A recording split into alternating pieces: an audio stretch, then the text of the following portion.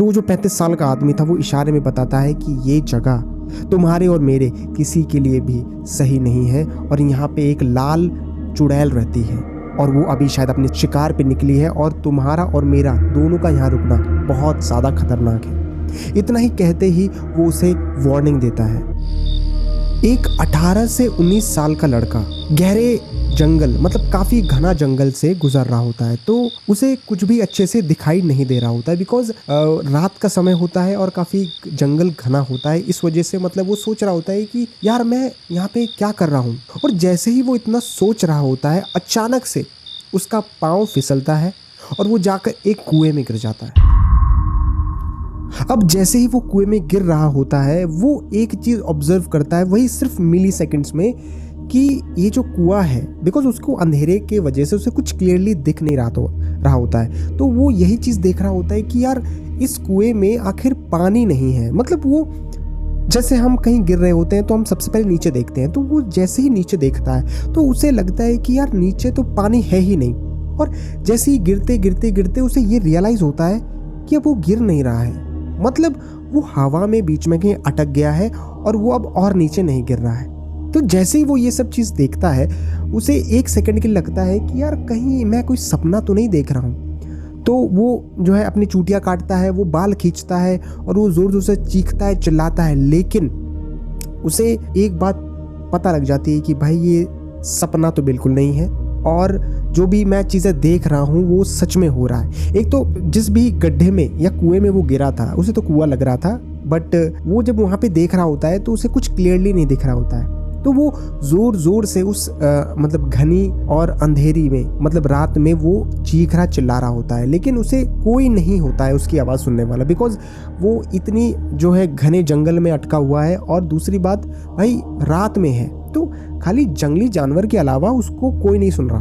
तो जैसे ही आधा घंटा बीत जाता है वो बहुत ज़्यादा मतलब फ्रस्ट्रेटेड हो जाता है। वो सोचता है कि शायद अब मैं नहीं बचने वाला हूँ और मेरी मौत जो है वो इसी तरीके से हो जाएगी। और वो उसका जो आत्मबल है वो धीरे धीरे गिरना शुरू हो जाता है और फिर वो हार मानने लगता है। तो जैसे ही वो हार मानने लगता है ऊपर से आवाज़ आती है, हे कौन है नीचे।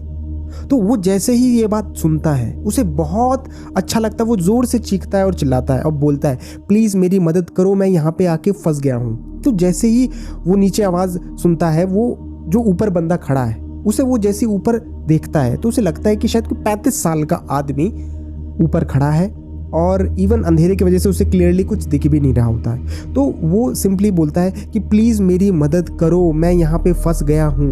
तो जैसे ही वो इतना बोलता है ऊपर का आदमी कुछ ऐसे पढ़ता है, कुछ तो करता है और वो कुछ ही सेकंड्स के अंदर उसके सामने आ जाता है। अब जो ये लड़का होता है ये अपना नाम दीपक बताता है और ये बहुत ज़्यादा खुश हो जाता है और ये उन्हें रिक्वेस्ट करता है कि आपने मेरी जान बचा ली। लेकिन वो जो 35 साल का आदमी था वो उसको शांत रहने का इशारा करता है और बोलता है तुम यहाँ क्या कर रहे हो और तुम कौन हो। तो वो दीपक बताता है और वो बताता है कि मैं अचानक से यहाँ पे आ गया और मैं तो बस अपने दोस्तों के साथ, मेरा जो घर है वो 50 किलोमीटर दूर है यहाँ से और मैं अपने दोस्तों के साथ इस जंगल में कैंपिंग के लिए आया था 1-2 दिन के लिए और हम सभी यार डिनर करने के बाद जस्ट सोए ही थे और अचानक से सोते ही मैं अचानक से जंगल में आ गया और जब मेरी आँख खुली तो मैं चल रहा था और अचानक से मेरा पाँव फिसला और मैं इस कुएं में गिर गया।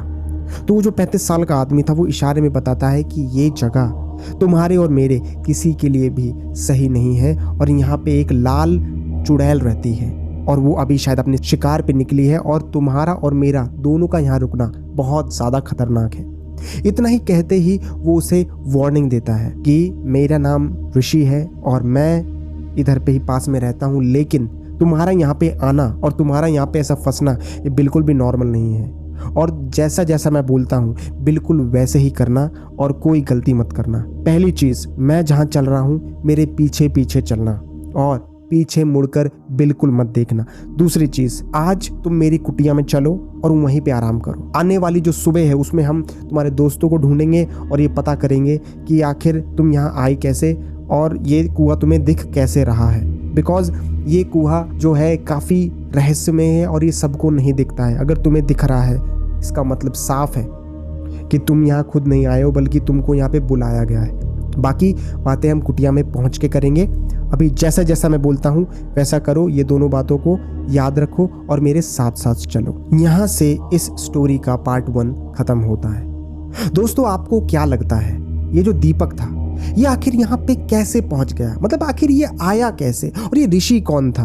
और ये ऋषि अपनी जो भी सभी बातों को बता तो दिया, लेकिन उसने ये नहीं बताया कि वो यहाँ पे क्या कर रहा था और अचानक से कैसे आया। और ये लाल टाइम या चुड़ैल का कॉन्सेप्ट कहाँ से आया? ये है कौन? ये जंगल असली है फिर ऐसे में?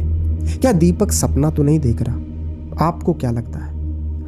हालांकि ये कहानी में ऐसे बहुत सी चीज़ें हैं जो आपको आगे जाके जानने को मिलेंगी। अगर आपको कमेंट सेक्शन में लिख के बताना है तो आप बताइए और प्रिडिक्ट करने की कोशिश कीजिए कि सेकंड पार्ट में आखिर क्या होगा। मेरा नाम है अमन कुशवाहा और मैं ऐसे ही आपको डरावनी कहानियाँ सुनाता हूँ जो कि एकदम रियल जैसी होती हैं। और अगर आपको कैसी स्टोरी ये लगी हमें ज़रूर कमेंट सेक्शन में लिख के बताइए।